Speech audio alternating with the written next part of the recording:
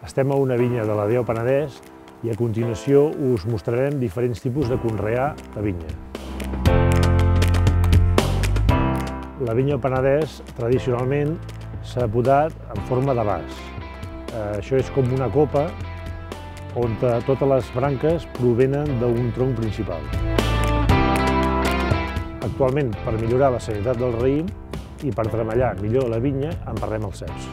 Els emparrats es fan amb pals de fusta o de ferro, amb un filferro que serveix per suport de formació dels ceps. Hi ha diferents maneres de formació en emparrat: rotllat, bullot, entre d'altres. Aquí veieu un emparrat amb rotllat, on es veu un tronc central d'on surten dos braços, un cap a la dreta i un cap a l'esquerra. A cada braç hi trobem els diferents caps que han podat d'on sortirà la propera collita. En els emparrats aconseguim, després d'esporgar, que els raïms quedin més airejats i en millor exposició al sol.